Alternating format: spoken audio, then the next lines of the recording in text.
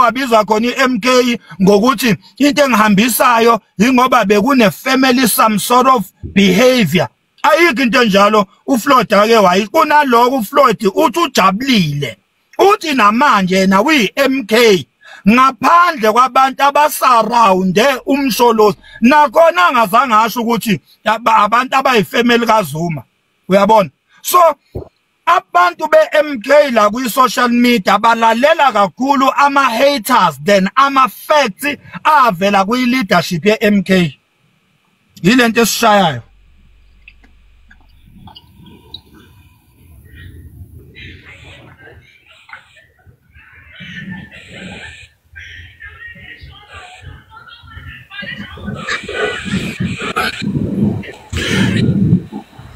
Commander morning.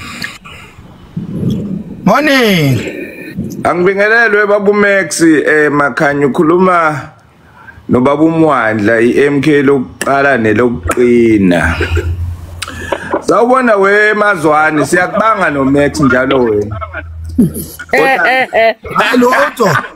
Asimbanga uMazwane nawe uyazazela nje ukuthi ingoma khanya oye. Bafethu ngifuna I just want to submit something commanders. Ujese walungisa mama. Sacela we Max usikhuze labantu abangenayo sikwazi ukukhuluma ngoba ngeke sikhule phela sipho. Ujese require umuntu mayengena kafunda ukusilinda ngoba thina sesikhona kwipanel sikwazi ukukhuluma sidedelane kanjalo because iyona ndlela njengoba uhloniphekile nje Max mina I respect you. Even this panel i-coordinate kahle abantu abangenayo bekwazi ukusihlonipha thina sikhona sikwazi ukukhuluma sengimkhiphile lo ngene ngokuphapha la ake ngithi commander Max ngiyathanda indlela olumela ngayiqiniso ngumlandeli wakho iyekelele yakho yokulele content yakho le enye hayi yakhona nje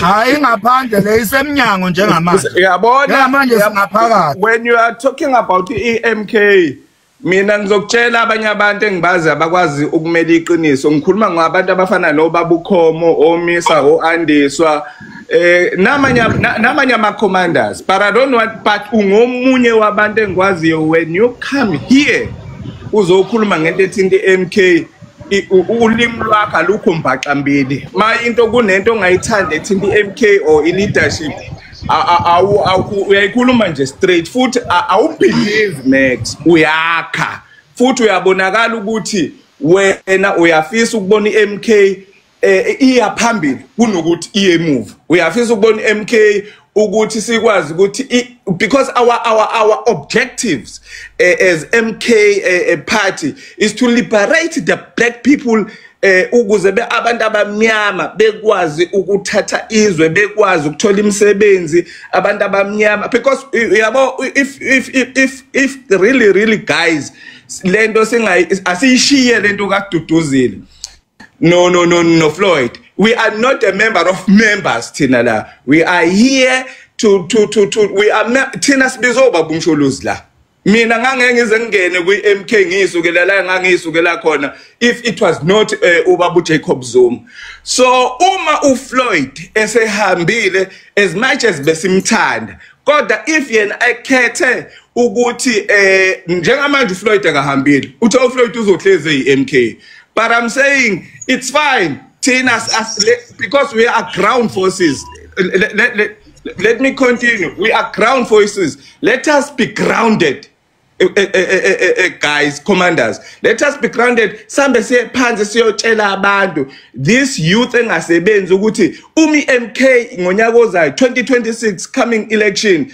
local elections government election is sizothatha umasipala what are we going to do ukuze abantu abasha abangasebenzi bekwazi ukuthola imisebenzi abana ama diploma ama degrees abantu ama security lawa angaqashiwe aqashwe ama private companies ukuze sizothatha umasipala bezothola imisebenzi permanent kumasipala omasipala labesobe sibaphethe thina sambe nisiyotshela osoma business ukuthi njengoba amathenda ekhishwa ngemlenze iyiphi indlela esizoyenza as MK masizothatha umasipala ukuze yonke into ibe ne-fairness uma abantu bethole imisebenzi.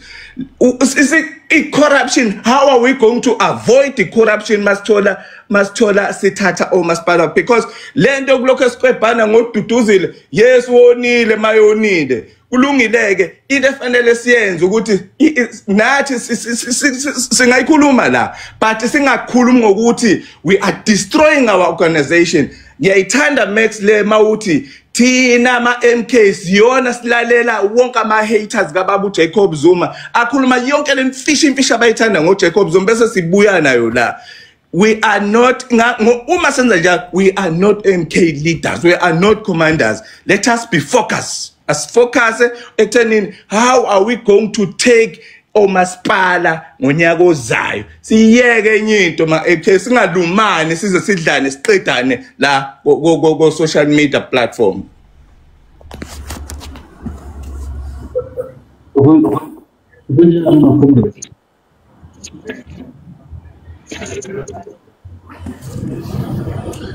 Nami ngicela ukubulisa ngaphansi kwepanel ne.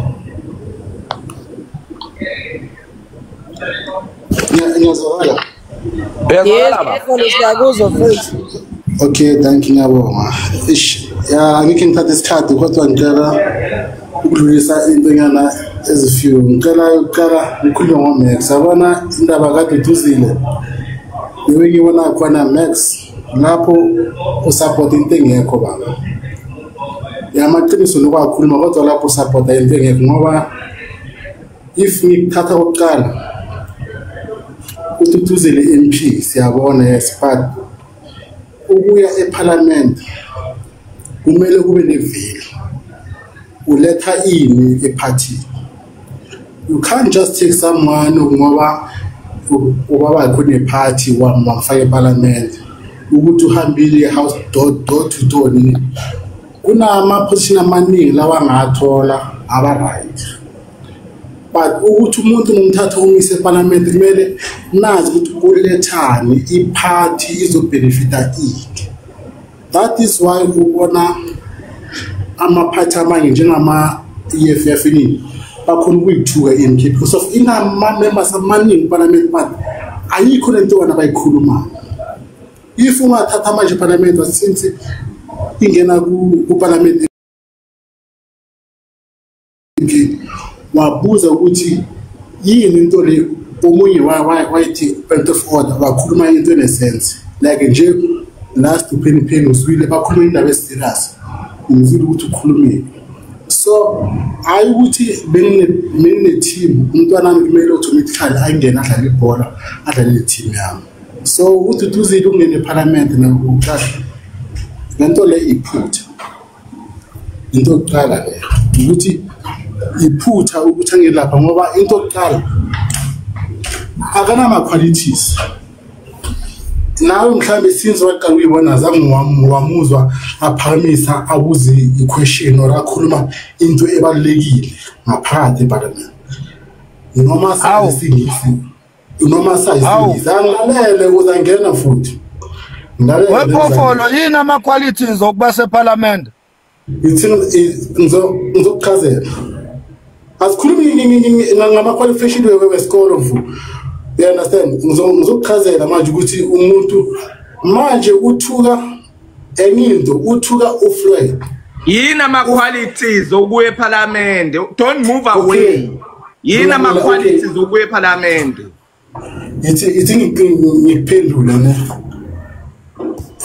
Lesimisa kuParliament kumele sazi ukuthi iparty kuwe izobenefita 1 2 3.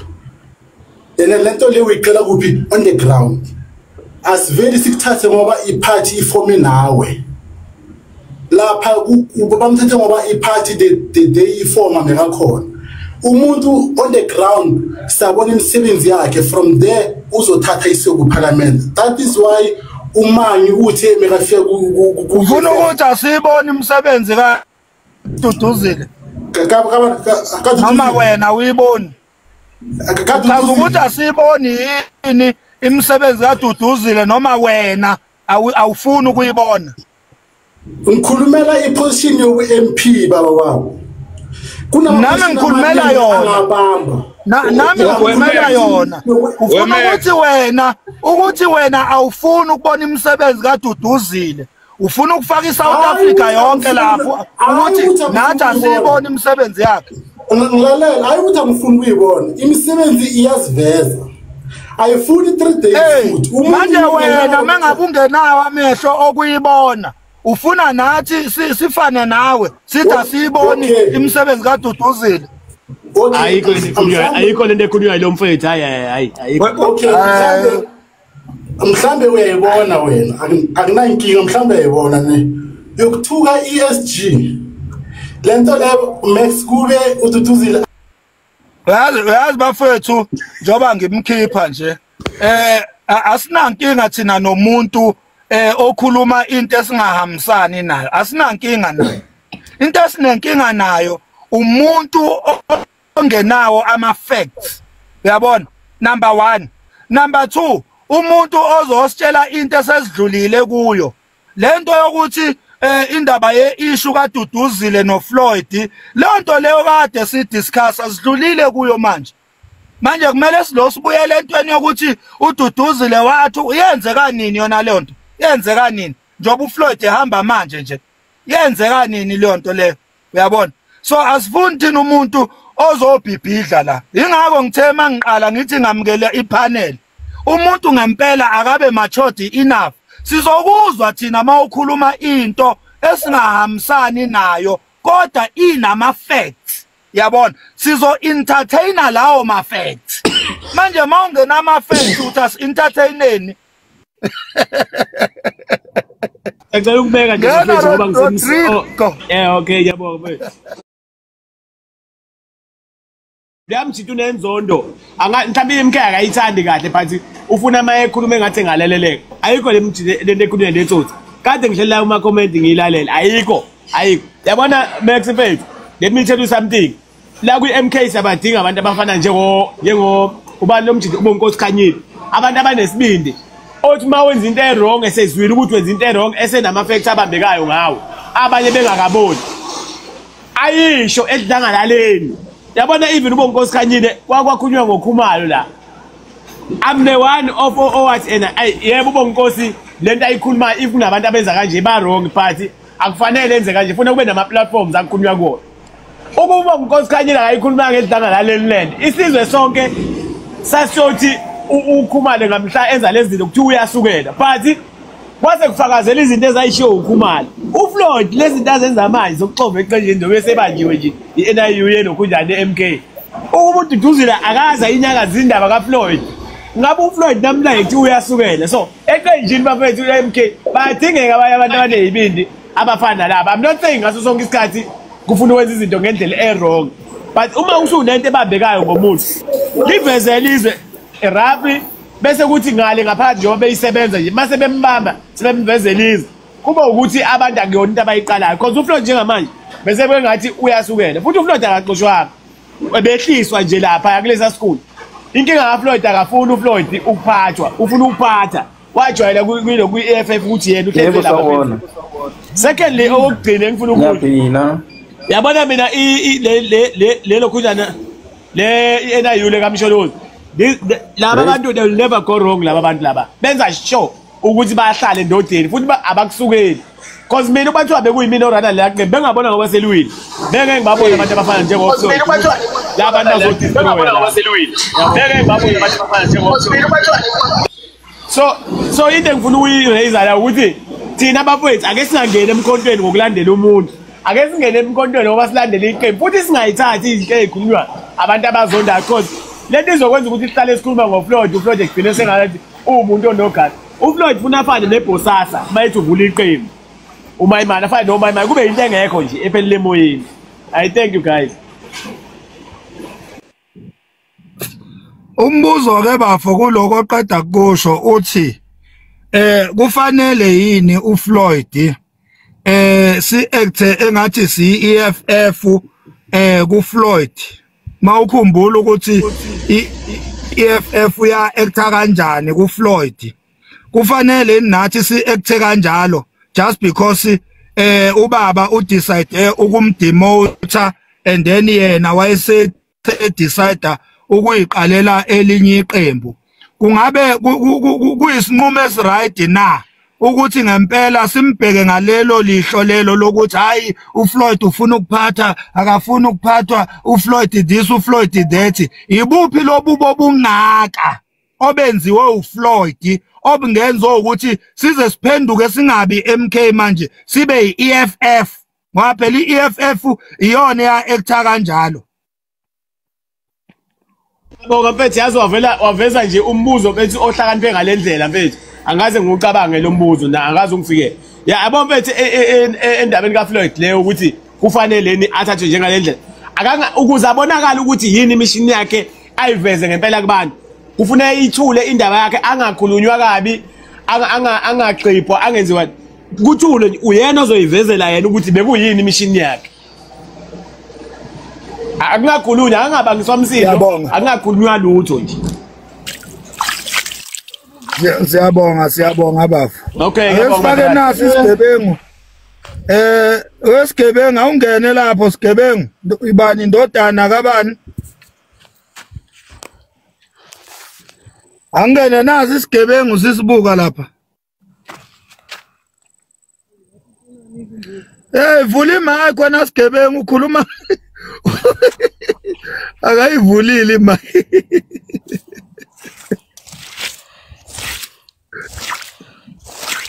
Vula imic man. Imic mfethu.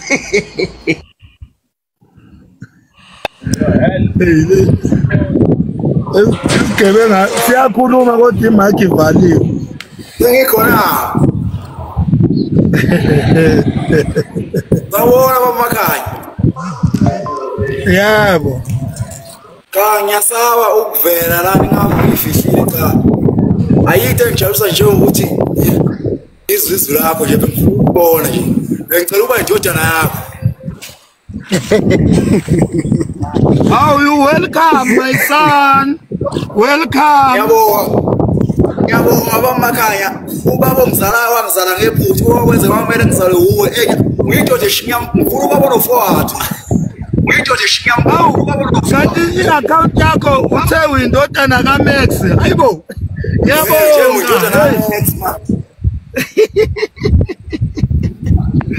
hayi sengimamukele ke njengendodana ngase ngimxosha umfana wami madoda ngena we user nyuswa ngena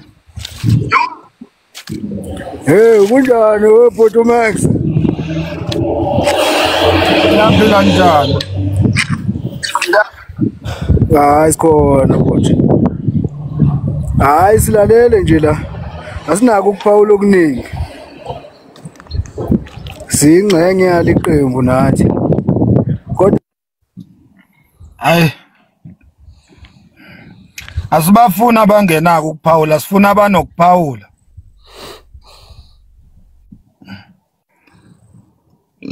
awazi ukufika ulalela isikhathi eside kangaka uthi mawusungenile sesikunike ithuba bese uthi awunakuphawula hayi uzoqhubeka uthini sewuthe awunakuphawula wesiyama masuku ngena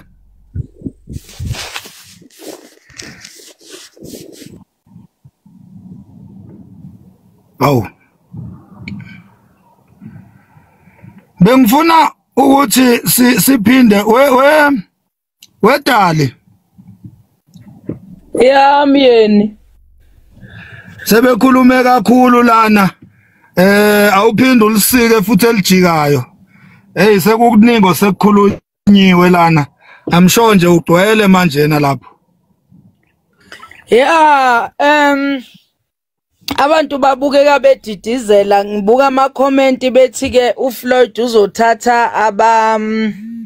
uzothatha amanye ama MK umeyovula iqembu cha umoya phansi inganza kwethu lonto leyo into engeke iziyenzeka ngiyibona iyenzeka lonto leyo ngoba ama MK asebenzile kuleli qembu yabona into ukuthi yonke into uyazenzela wena ngemali yakho awundizi awubi liphepha ngoba yonke into iqalayo ngisho ibandla umuliqala uthenga izitulo uthenga ithende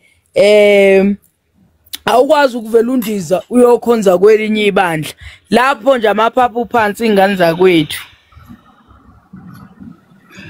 Ya abantu kuyomele bakhumbule ukuthi uyabona nje mina la kulo live uyabona ukuthi izinkulumo zami ziyamprotecta uFloyd futhi ngiyamprotecta uDuduzile. Ngikwenzelani lokhu na? Ngizama ukubonisa njalo abantu ukuthi lento yeprofessionalism ayiqali ngoba naku sekwazi ukuthi useyikhundleni ezithizeni. Lento uyayiqala nje khona la kuma ground level kuxoxwa nje njoba sixoxa kanje uqale njalo uapply iwisdom uyabona uthola ukuthi abantu bobabili abazwani kodwa phambi kwezitha uba protect bobabili mase ninodwa ebese ushaya lo wrong ududuze lo alright uyabona njengamanje la siphambi kwezitha izitha kabani izitha kaMsholozi izitha zeqembu uyabona uFloyd uma ngabe ethi yena usayingxenye yeMK siyazi ukuthi that was a political statement kodwa leso statement siphinde futhi sibe strategical. Leyo nto leyo kumele si understand uma ngabe si commenta noma si actor towards amagama njalo nathi si actor noma si responda strategically and wisely uyabona. Asikwazi thina ukuthatha indlela abantu beEFF abakhuluma ngayo ngo Floyd noma ngoDuduzane noma ngoMK ebese sithi nathi sokhuluma ngayo leyo ndlela. Indlela abantu beANC abaviewwe ngayo istatement sika Floyd lapha kwi-media briefing akumele ifane nendlela ama-MK aviewwe ngayo leya statement ngoba mawukhuluma ngabantu beANC ukhuluma ngezitha ekaZuma lapho mawukhuluma ngabantu beEFF ukhuluma ngezitha ekaZuma uyabona abantu ekumele babe nendlela yabo yobutha abazokhuluma ngayo nabazobuka ngayo izinto ezithinta iMK. Manje thina why sizothi hayi lo mfana akahambe vela akahambe angathi indlela umqondo weEFF nje lo kanti thina sesi EFF yini hayi akahambe ubevele ezoxova lana ubeze nomqondo obushangane bakwethu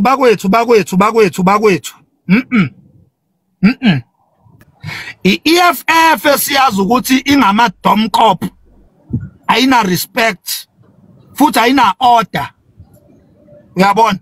iEFF thina siyazi ukuthi icult iqembu likaMalema akulona elama members manje la kwekaZuma ayikho leyo nto leyo neaction yethu ke ayingafani nabantu beEFF ngena nqubeko.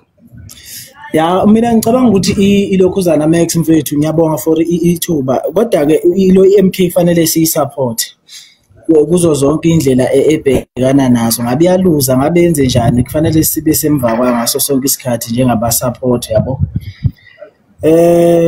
Bese ngithi ke Max mfethu ngiyaxolisa nje ukuphuma eceleni ngifuna ukuthi ngicela usikhiphela ama t-shirt mfethu abhale gede la egoli please siyawadinga. Hey mfethu ayithinta leyo ndaba madoda.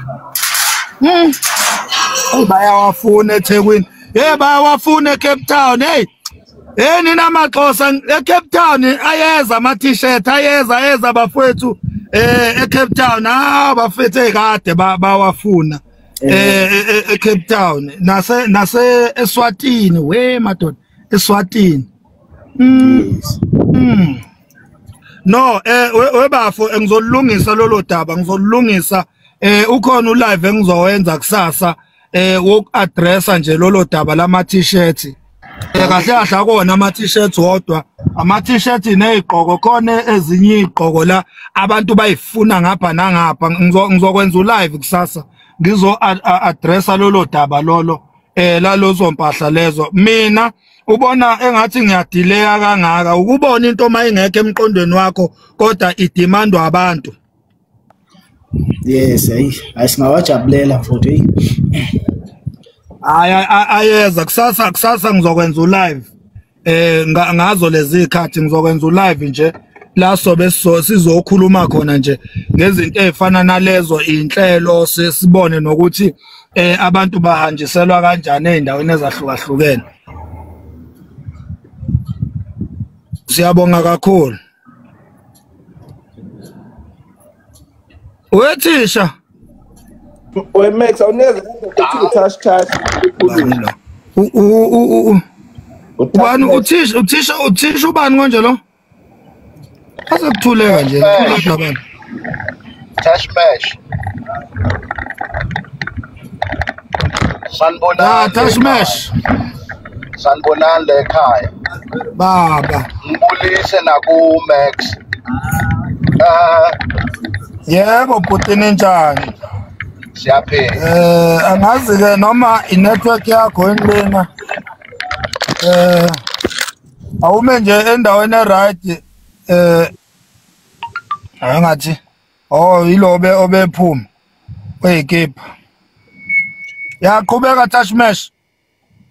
Ngifuna ukusho something. Ngifuna ukuqala ngoFloyd before ngiya kuDudu. Guys, Floyd, when you look at him, first of all, Jacob Zuma is very intelligent. And if intelligent Yaka Jacob Zuma has recognized the importance of Floyd to become to MK and become the SG, that tell you something about Floyd in his political platform. So you cannot undermine his political intelligence. Because if Upeka is history of Floyd, ube nama icon we politics into this country, people who have a big influence and people who have a backbone of politics.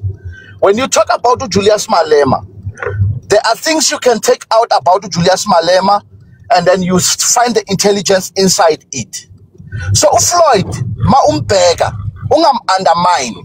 The reason why Ubaba Jacob Zuma appointed him as an SG is his political intelligence.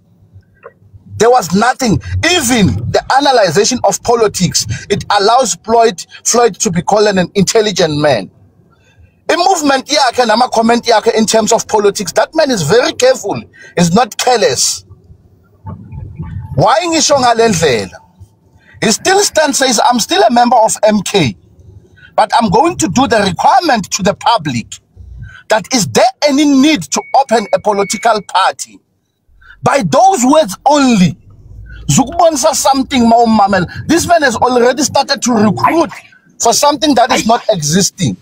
Uyabona Tashmashi sorry ukudisturb nkabe yami. Uyabona Tashmashi mfethu i-level of thinking yakho mfethu ngiyayithanda. Qhubeka nkabe yami. When you look at Duduzile Zuma, you can never find a woman in political stand in terms of answering to the public, in terms of responding to the matters of the public.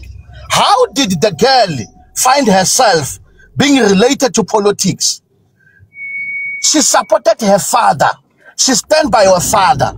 She find the glory and the fame of politics through supporting Jacob Zuma. Babu Makhanya, vumelana nami ukuthi mabanga kubona uhamba no ngabonisa ngobani mabanga kubona uhamba no somebody who is famous, you can't be recognized because of you. Bakubona une somebody, you can't be famous, you can't be recognized because of you. Bakubona une somebody, massive analyzer. We can't analyze her in a political mind sector, but we can analyze her about being the best. If ufunda influence Duduzile, upakama only when you touch her father. So the people recognize the support she has because we support her, the strength of politics in what they believe. So abantu analyze this girl. They must not analyze her in terms of a public figure, but the person she is with is at the front of the politics. So is it good for her to go to parliament? She don't have a political approach in terms of challenging other politicians, in terms of questioning and all the things. So I think that's where we get it wrong. A parliamentary corner, she will never stand there. That is my analyzation about here. Ngiyabonga. Before sihambe siye komunye asibuyise lo yambuzo ohlule enye inkabi laphana yazi yahamba we Tashmasha awusho webafo imapha ama qualities okuba se parliament. Okay, when we take you to parliament, we are not taking you to parliament because of you have a certain degree or you have a certain diploma. You go to parliament because of your interference in the public and speak sense of liberation that bring the revolution. Are you able to discuss the matter of the country? Do you have the solution to the masses of South Africa? Will Duduzile do that in parliament? Does she have those views? Will she stand and present those views? MK has people, those who can do that. For her supporting the father, that is her office, that is her calling. Once you jeopardize it, you change her position. And then they might use her as a weakness wing of the party because the platform does not belong to her. I don't know whether I answer you.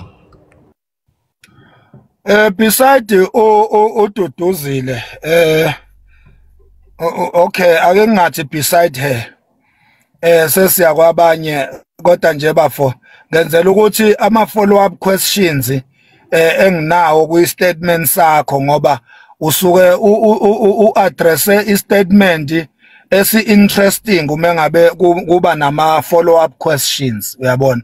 So asikwazi ukwajump ama follow up questions just because isijahe abanye abantu nabo soba nawo statementsini abazosilethela zona ama follow up questions. Anyway, anybody is allowed to bring the follow up questions uma ngabe omunye wethu ekade khuluma. Bengifuna nje ukubuza umbuzo wokugcina bafo ukuthi angisho ukuthi uDuduzile ngizomkhulumela ezifu mhlambe khona into engigeyinayo ngokukhulumela yena, but ngifuna ukuchecka nje ukuthi yini indaba incompetence kaDuduzile igqame kangaka kithi okudlula wonke amanye ama MPs ase parliament. Kungabe lokho kuchaza ukuthi uDuduzile kunama flop aveza bathini aveza ukuthi akaqualify asewenzile eParliament kunezinto asezenzile ezenza sibone ukuthi akanayo icapability yokuba seParliament noma simjaja ngokuthi uzalwa umsholozi. Mhlambe yini le eyenza ukuthi sikubone kangaka ukungaqualify kwakhe? Kungabe bonke abantu abaseParliament baqualifya ngaphezulu kwakhe noma simjaja ngoba ngokokuzalwa kwakhe ukuthi uzalwa ubaba ophethe? First of all, Nkabi yami into ngizoyiphendula nayi. Let me put the advantage and the disadvantage of umntana kaGedla ihlekisa to be in the parliament. First of all, MK ayinayo the structure of discipline. There is no the structure that can discipline even ubaba makayenza ama wrong steps. It's only ubaba who give the word of command. So if that structure does not exist, if behavior kaDuduzane Zuma wherever she is, no one will question it because of there is no such structure in the political party. So that it will be a danger Because uDuduzane Zuma sometimes she speak her mind of feelings in umbuzo bafo uthi umbuzo kungabe ukungaqualify kwakhe ukuba seParliament kudlula bonke abantu abaseParliament na ungabe uDuduzile uyena yedwa nje okubuke ngathi akaqualify ukuba seParliament bonke laba abanye bangaphezulu kwakhe ngayo yonke into na noma simjaja ngokuthi uzalo uZuma we Makhanya ngisacela ungena nje le ndoda 2 minutes asiyeke inzondo ngobaba Jacob Zuma because le nzondo le ekhonjiswe enganeni yakhe uzondo uZuma la asiyeke indlela. This is very unfair. Yeah, but this is very unfair. What you are saying ukuthi ingane kungazothiwa I qualify just because izalo uZuma. Izalo uZuma. Iliphi icala lokuthi izalo uZuma? Ma-commanders asiyeke lento. Uyabona uDuduzile was there ngesikhathi kukuna kuformation indaba ye-MK and we are happy thina. Most of us we are happy ukuthi uDuduzile she's there. She's going to learn. Uzofunda kanjani? Mina uyakwenza selapha kwabanye. Mina ngibuze a simple question. Ngithi mina ukuthi uDuduzile wenze one mistake futhi nayo leyo mistake epersonal yokuthi waxabana noFloyd esidini labo bebangiyinto zabo. And then kwase kwenzeka ukuthi lento ize kuyipublic and then kuyipublic sibazi njengabantu uDuduzile simazi njengengane kaZuma uFloyd simazi njengo SG kwase kube ngathi lento iyalithinta iqembu ngenxa yethu thina esikwi ground forces uyabona kodwa bona ngokwabo that thing was personal uyabona so angidluleke lapho ngithe mina umbuzo wami uDuduzile asimboni yini uma ngabe iMK isebenzela umphakathi asimboni uDuduzile esacrifice ubuyena ngenxa yesociety asimboni uDuduzile njengomuntu obeyingxenye yokwakhiwa nokukhula kweqembu ngenxa yokuthi ahambe ngekhathi nje zama unrest uDuduzile kumanje useyinkantolo uDuduzile uthethe icala lokuthi she was busy with us silwela uZuma kumanje uDuduzile ngekhathi zama floods she was on the ground going there and there sacrificing ubuglayima bakhe neposition yakhe ehamba emakhaya eshona phansi evumbuluka behambisa service delivery yabantu kumele lokho konke sikushaya indiva bese somjajela ukuthi hayi ingane kababa futhi wathi kuFloyd. Is that fair, guys? Does that make sense? It makes me nasacela uPaula mfethu kuleyo kaDuduzile ngalena yabona mfethu ngokutshela eParliament mfethu Max ayikho into ethi udinga lokhu kuyeParliament la ku-ANC mfethu kunemiquba lapha eParliament elokade yahlala pha iminyaka angaze ngize ngibone ikhuluma engigcina ngokuyibona makudlula ikamera i-EFF kunemiquba lapha iMK kunabantu-ke kwi-MK ebekade bengene nayo labo Duduzile engakaze beze bekhuluma na so akekho mina umuntu engimhlukanisayo lapha abelungu kunemiqubelo kuyolala lapha eParliament abababona bonke laba abantu kubonakala uDuduzile and uDuduzile mayibruma ngabe ekhuluma bomlalela kahle uDuduzile ispeech sakhe sisuke sibhaliwe sihloliwe ispeech sakhe mekhuluma ngisho ekhuluma iEnglish yakhe ku-accent yakhe umuze mekhuluma umuntu eclear yomile uyabonakala lento ukuthi i-prepared ispeech sakhe meza lapha eParliament abantu abamuza ukuthatha inzondo abayiphushele kule yangane they must stop that awu Siyabonga bafu siyabonga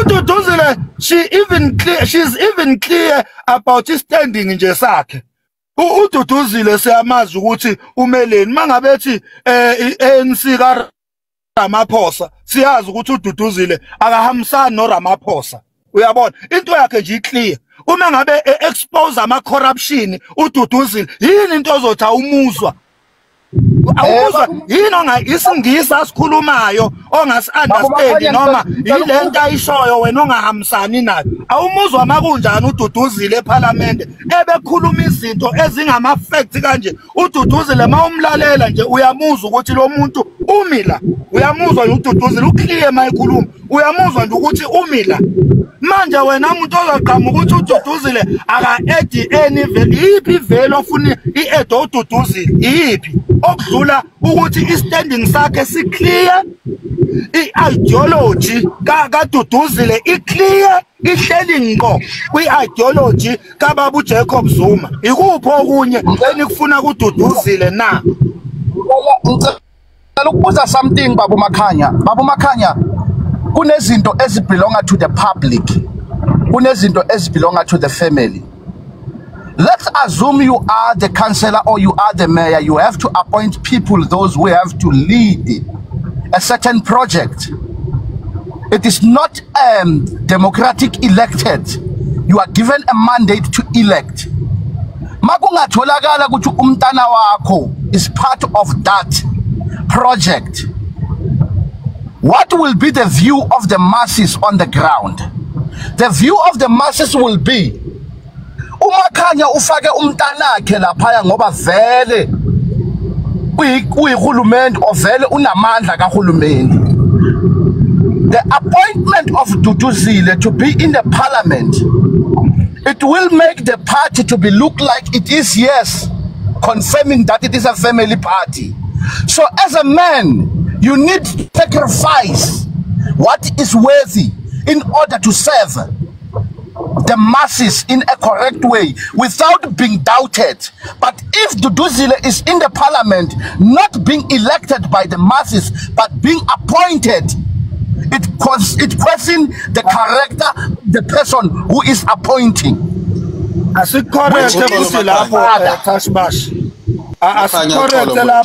Before Mr. Mpisa, asimcorrect lapha uTashmash. Umengabe uthi what is the view of the masses will be. Asicorrect lapho. Thana wena, what is the view of the haters will be? Because the view of the masses will depend on who do you believe into. If you believe to lo muntu organizer yonke lento, you will trust that person with whatever decision akayenza uma ngabe zikwenzela isense. But the view of the haters will always be one-sided. Ama view of the haters, ngisho usungasayifakanga ingane yakho, they will come up with some other hating things to say. You will never satisfy your haters. But abantu abakholelwa kuwe with a sober mind, wisely, they will understand ukuthi into mawuyenza. For instance, nje mawulinganisa nge-institution noma ke sithi inkampani, bese kuthi uqashe lapho kulabantu abaqashile khona nengane yakho. Into ezokwenziwa abantu aba-honest, bazobheka ukuthi ingane yakho iyaqualifya yini njengabantu bonke abaqashiwe. Abazobheka ukuthi uqasha ingane yakho, hayi this is a family business cha. Ingakho mina manikhuluma ngama qualities kuDuduzile, ngibuze ukuthi what is the qualities ukuthi umuntu abe yi-MP, nahluleko ukungiphendula. Sengithi ke mina ke niyenzelani i-unfairness kuDuduzile, nimtreatela ukuthi uzalwa uZuma ekubeni ningenawo ama-facts ukuthi akaqualify ngalokhu nalokhu baseParliament. Abanye bathe aka-add any value. Manje ngiqeda ukubuza, iyiphi value enilindele kuDuduzile uma ngabe ningafuni, uma ngabe nje ningamfuni, iyiphi value edwa umuntu ongamfuni wena kuwe? Umuntu nje ongamfuni wena u-edda yiphi value kuwe? Aka-add nix eParliament, uzo-eddani ngoba wena umfuni? Lapho Mr. Mpisa. Ngiyabonga Makhanya. Sibonga ipanel mfowethu sibingelele kuma comment na kwipanel yonkana. Sibingelela ama sellout amaxuku abadayisi bezwe ewindini lapha. Bonke abadayisi abahlangene la. Ngoba siyabazi bakhona abacuthile. Makhanya ngizocela ngani yakwethu kule panel yakho uwenze into simple. Qala uhlole ukuthi abantu ababuza imibuzo noma abangeja nawe bangobani bamele mapha amaqembu because uyiqhekeza ikhanda udila nomuntu ofaka amahanisi i-direction yakhe iyaphambili kuphela akaboni lutho oseceleni and ucabanga ukuthi wena uzombreaker. I understand to show you'll never because his mind is made up ukuthi uzokuphikisa. So zama nje ukuthi first understand ukuthi ubani odila naye from which party because khona abantu abazoseklisha amasikuzi la abashaya sengathi bazwelana nawe or ba understanda wena kanti abantu abekho nawe bayahleka behind the scene. So first seek for irrelevance yakhe nendlela aqhamuka ngayo ukuthi uqhamukaphi iyokusiza leyo nto leyo.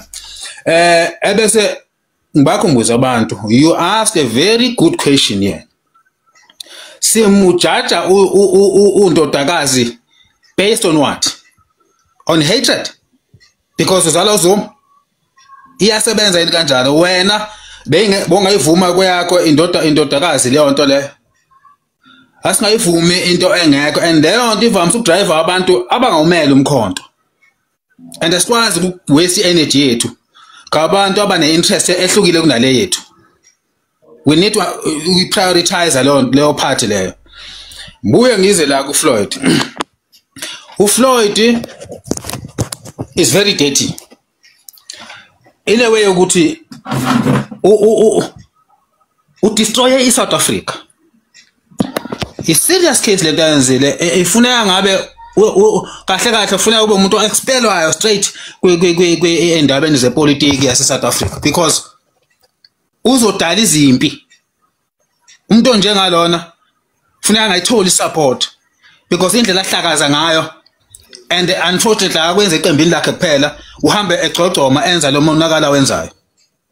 Ukwenzile kwi-EFF wehlabe yahlikiza namhlanje. Kodwa ubelapha 10 years akaze ayishiye. Kulezi zinto ezikhuluma manje ezimba sezikhuluma nge-EFF kwafanele abuzikhulumele sangaphakathi aphuma phela sibone uqiniso baleyo nto leyo. Uhlalile 10-11 years. Namhlanje sekwazi ukuthi akhombe imini ukubona. Leyo nto yenziwa amaxoki ke leyo nto leyo. Ukuthi mase bambekile into lethiza afune indlela zokusabotage indlela ukuthi aphenywe. Asicorrect lapho we Mr Mpisi. Ngoba nje zonke izinto sizibhekile sithole siyazibuka ukwenzeka kwazo. Akulona iqiniso ukuthi uFloyd ukhulume kabi nge-EFF eseyishile ulixoki lonto leso statement lesasilona iqiniso futhi asikho fair. Into yokuqala nje uFloyd uthe mayijoin umkhonto wesizwe akaza khulume lutho nge-EFF for the longest time. EFF imgxiba imthuka imbiza ngamagama ko all live after all live against uFloyd. Ethukwa ukubhalwa ko Twitter umaleme bizo media briefing ezokhuluma ngo Floyd in and out.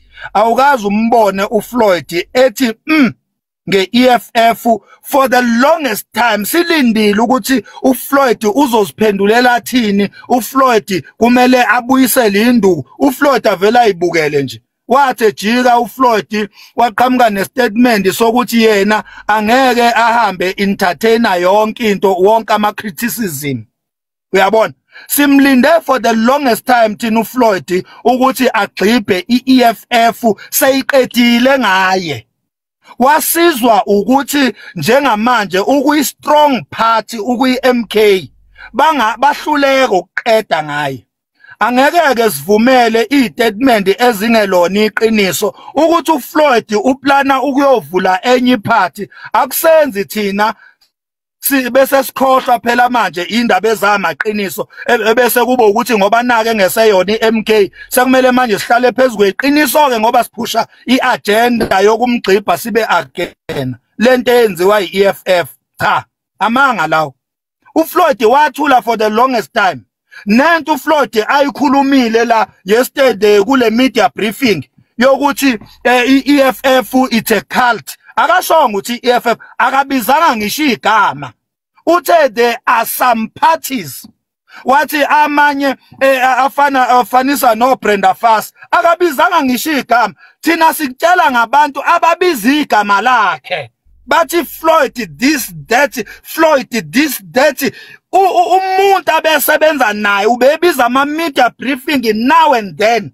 ezobiza igama lika Floyd kodwa ukazi umuzi uFloyd ebiza igama lika Malema ebiza igama le-EFF abese khuluma lezi zinto ayikhulume izolo even ngisho izolo akalibizanga igama uyabona so angeke bakwethu ebese sikholwa iyo yonke into eshiwoyo sibe sazi kahle ukuthi yamanga ilona iqiniso uFloyd simbhekile siyambona izinto ayikhulumayo sigadile siyazizwa siyazazi nento enikhuluma la eyamanga sizonitshela ukuthi njengamanje ayilona iqiniso leyo nto leyo njengalo ikhulumayo nje Mr Mpisi ayilona iqiniso lento oyikhulumayo ayilona nje iqiniso Max yabona uwahlazile amaqembu womathathu ubuzwe imibuzo wahlaziya each and every party ngayo ukhulumile ngeANC wakhuluma ngeEFF wakhuluma ngeMK wawabiza ngamagama ngendlela ababize ngayo igama lekhalt lifike lingene kwi-EFF ngeke ukuthi awukhulumi ngeEFF ubuzwe ngayo iEFF ubese uphendula ukuthi iEFF ikhalt bese kujike kuthiwe cha ayikhuluma ngaleyo no ngithi mina up until yesterday uFloyd have never done what EFF have done to him up until yesterday ngisho njalo mina ngithe up until yesterday uFloyd akazanga behave ngendlela uMalema abe behave ngayo against yena uMalema mangakanani ama media briefing ewabiza uMalema ezogxipha uFloyd mangakanani on live bama EFF members bezogxipha uFloyd awungicountela okuka Floyd ekwenza okufana nokwenziwe iEFF kuye akukho up until yesterday nawe mawuthi up to yesterday ngicabanga ukuthi lenkulumo ayikandi ukusimislead ibhekene nenkulumo ayikhuluma izolo so yonke lento esikhulumayo asibheke emuva sibheke into ayikhulumile therefore izolo uhlukanisile and wonke umuntu umbize ngendlela ambize ngayo ngakwamapha vela kwenze lokho it was long overdue ngoba ngisho nje ukuthi it was long overdue bese kufanele bekwelokugcina vele ilanga la izolo alikho elinyabe nalo lokuthi akhulume lento ayikhulumile by the way ube professional ngoba akakhulumanga ngendlela yena ebekukhulunywa ngayo kuye kungcono kabi kuncane kabi lokushiwo uFloyd awuhambe uyobuka ama video kaMalema ekhuluma ngoFloyd hambe uyobuka ama videos kaMalema ekhuluma ngoFloyd bese ucomparisa lezo zinto bese ungitshela ukuthi uthi uFloyd utheni uFloyd utheni ningazosimislead thina Max mina iqiniso phela ngeke silicashise thina iqiniso liphambi kwethu siyalibona now and then yonke into siyayilandela angeke thina silalela ama propaganda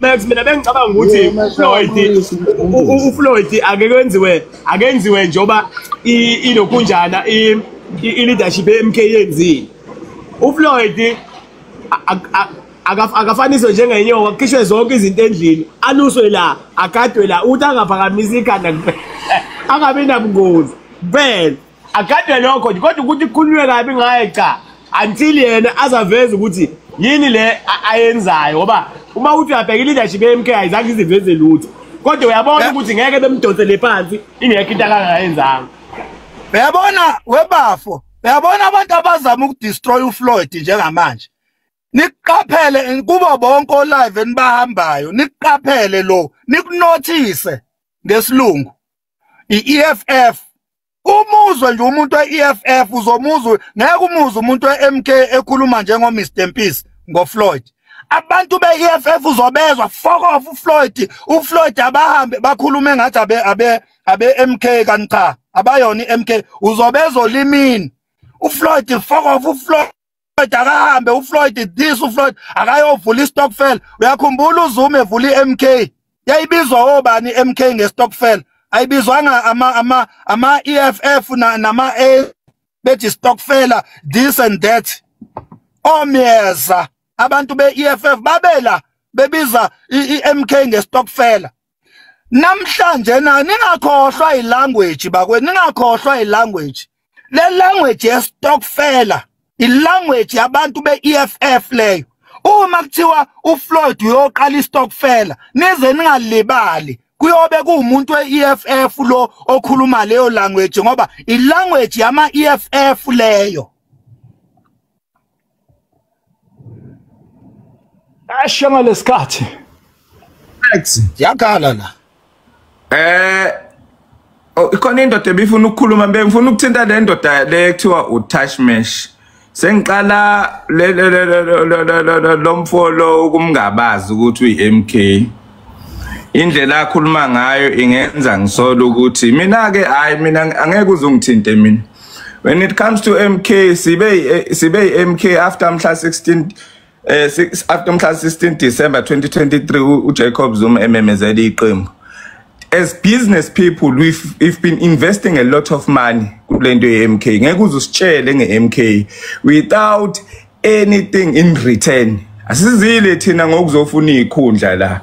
Mina I for alone ziningabi izinto esengizenzile for ama programs eqembu ngizama ukuphusha ngiliberate abantu abamnyama. I'm not interested kakhulu kulento ethinta ududuzile leyadi ikhulunywa. And indlela ulimi lalo muntu lo uTashmesh ingenza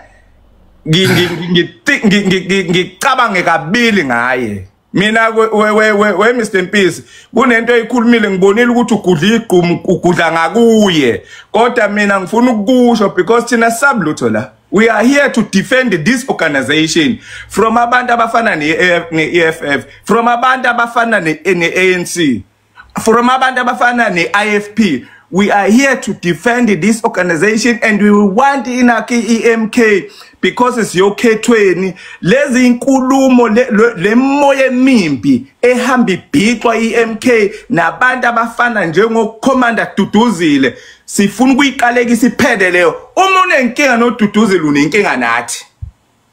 Uma unenkinga nomsholozi unenkinga nathi. Uma unenkinga nama commanders ne high command team unenkinga nathi as ground forces.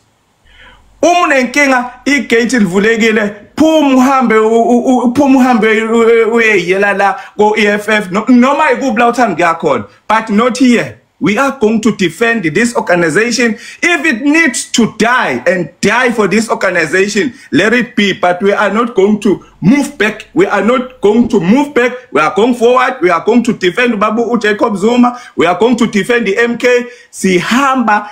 Yabona njengamanje sibheke ekuthenini sithathe omasipala we umoya kaGodole nomoya wamanye ama high command team nomoya wamanye ama commanders MK true commanders. We are here to defend this organization. Sifuna ukuthatha omasipala uzazoqhubeka usitshele ngoduduzile that no, we are not interested in that Duduzile. Uyabona uMax khona into ayishilo. You are a true commander Max. Ngithema ngena kuwena angisupport lenye content but yabona le okuye womkhonto wesizwe ngihamba nawe uthuli la. Uyabona iqiniso will prevail and iqiniso lakho will make this organization be strong more than ever. Uma unenkinga nento ethinta iMK, the door is open. Hamba vele usifice sikhona la imali zethu ziningabe sithenga ikipa more than thousands. Sichasa ama programs eMK. Uma unenkinga, I know my brother, you can go away. We are not going to allow this nonsense ezohamba igqiba abanye abantu abama commanders esibathumele eParliament. Thank you so much. Sanibona bafowethu. Ngizodefenda ke nami. Ngithi mina Max uthi uMalema kunenqwaba yama podcast okanye ama media briefing la khona ebeke akhulume ngolentozana ngoFloyd Shivambe emgciba ngethu sazanjalo.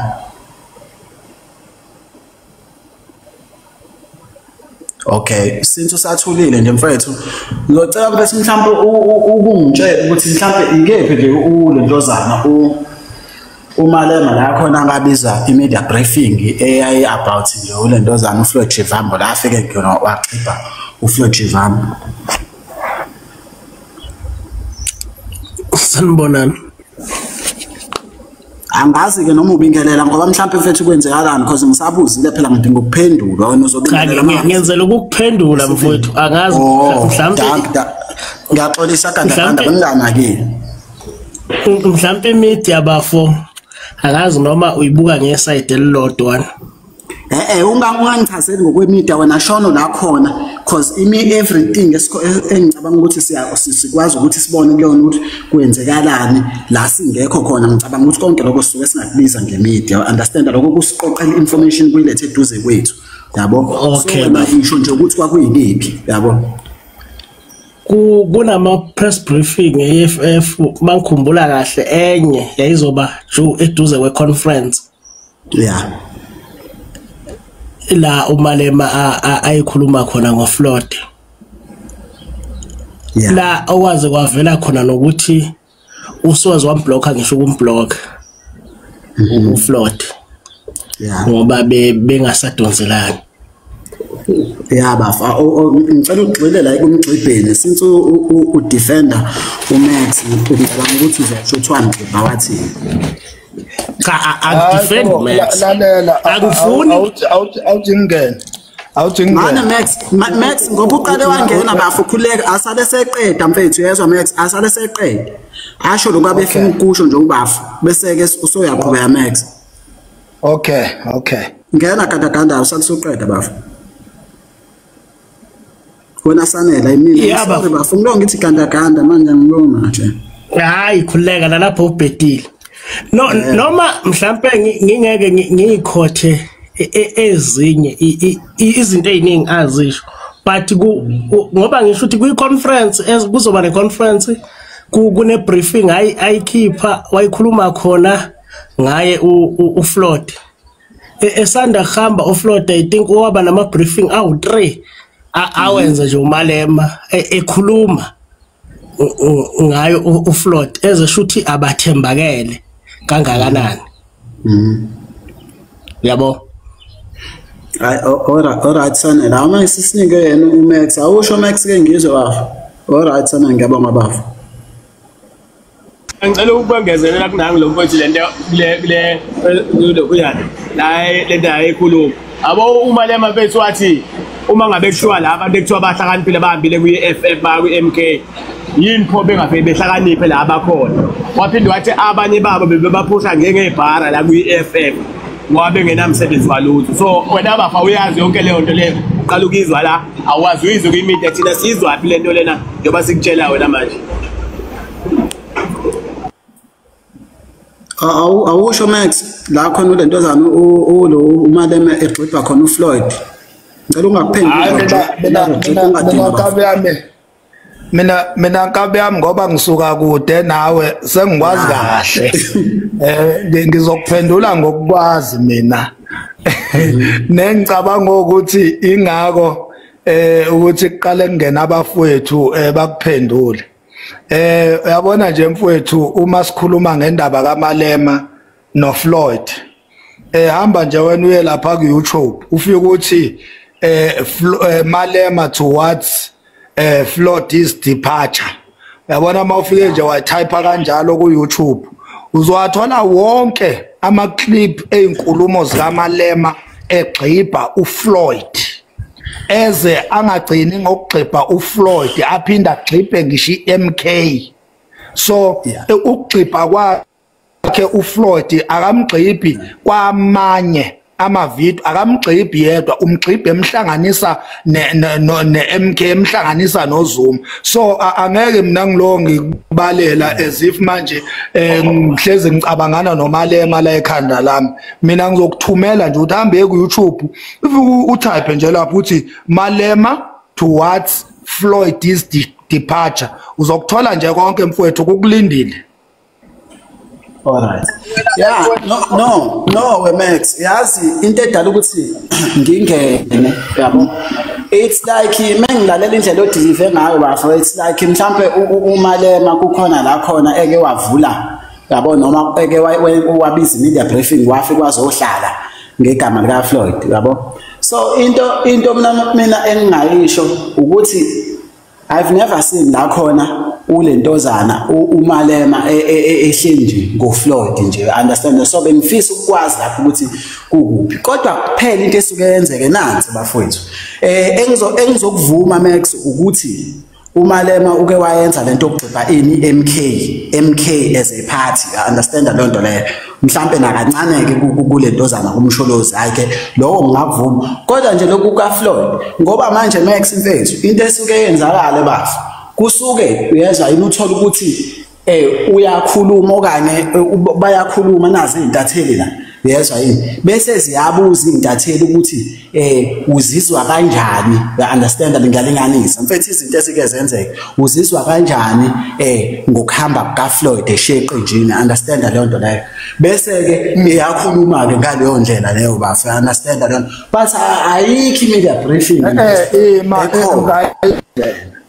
ebese yakhuluma ngaleyo ndlela, yiphi indlela yokuzwakalisa ukunganami ngokuhamba kukaFloyd Shivambu eqembini le-EFF emgxibha ezwa emosuthi emgxibha, ngoba mangibuza ukuthi umgxibha athini ayiphumi i-answer, nabakusupportayo wena Max abayishi i-answer ukuthi wayimgxibha ethini, yayizwa leyo nto leyo. Cha mina ngingikudirection umuntu phela Max kuhle silikhuluma iqiniso bafu, yabo, ukugxibha umuntu kufana nayo lento okudicilela isithunzi somuntu phansi. Mawuthe wena ugxibha iMK ngise ngiyavumelana nawe kuloko, kodwa le gxibha khona uFloyd ikuphi kancane wemakhanda ake ngiphendule umfethu ungakaphenduli Mthokoni, ngingafuni ukuphendula nonke ngizophendula, ngisakhuluma noMax kancane mfowethu, ayizwa leyo nto leyo, uzokhuleka bafu uzokhuluma kuloko okukhumbulayo Mthokoni, yabo, ikuphi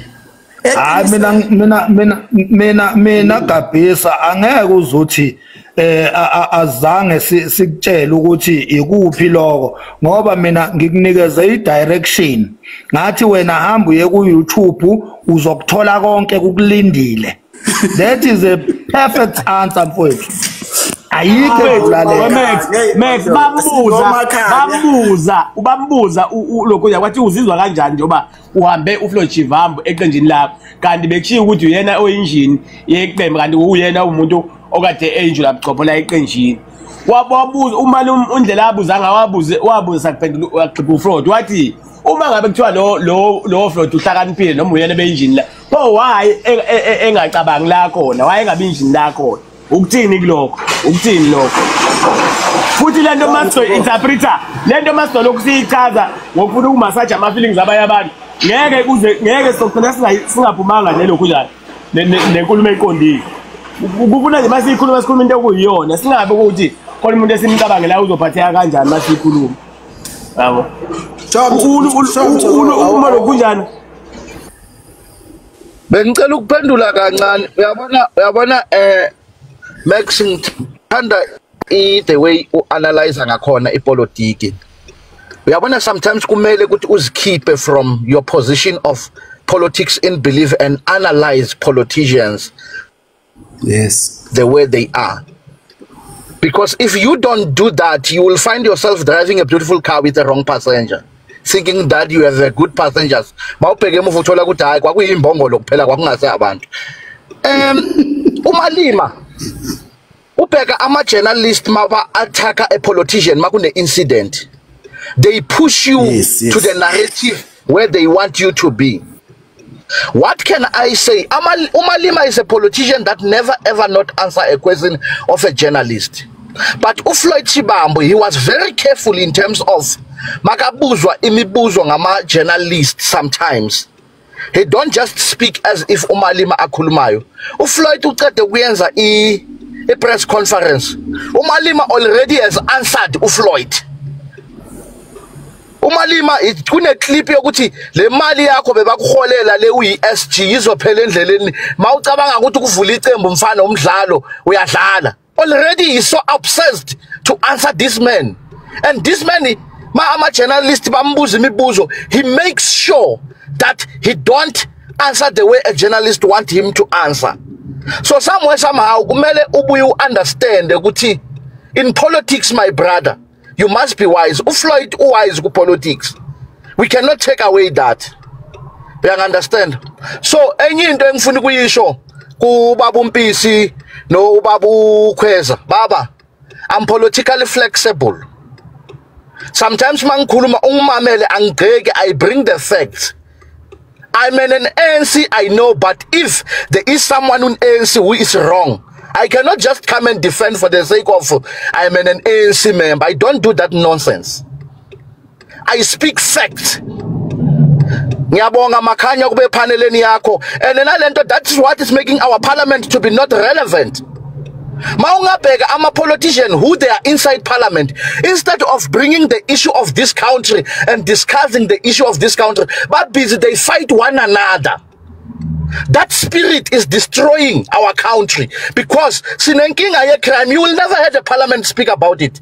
Sinenkinga ye immigrant, they are busy bashing one another. Hey, Libantiti, hey, Malema Sofeni, what that is helping you and I? Ugibeli panel Babu Mpisi uthi ngibelele uTesh, ugibeli panel uthi ngibelele uKhwezi. What that is helping to the masses? But if I speak knowledge of politics, I analyze politics without fear or favor, that makes someone to say ngiyangena la while I know good this car I'm a brick I now, but to drive ngiyamthemba. Danko. Ashangale isikhathi ake ngibeke. Sanibona bafowethu. Angene bafethu. Yabona bafethu nje okokuqala nje kuzomela bafethu sibonge ukuthi sibe nomuntu oyipolitician usamncane njengoFloyd, futhi okhaliphe kanje noqaphelayo uma ezokwenza izinto noma ezothula ama statement. Yazi kunomfethu obuzayo la othi uMalema intathelo zisuke zimbuza, so he has to respond on that. In fact, brother, uma ubiza i-media briefing akukona ukuthi mawusho i-media briefing usukuzoyimela nje untararazi. I mean the journalist, they will always be there to ask the question. If you call the media briefing, you call all the media coming with the journalists. Ama journalists awazile ukuzokushutha, azobuza ama question are relevant ukuthi afuna ukubhija ngawo ukuze izwe lazi kahle hle ngawo, ngoba uvele wena obasukelile wathi abeze. You understand? So ngiyakubona ngathi uyaconfuse lento, is like uMalema umpintshelwa ekhona.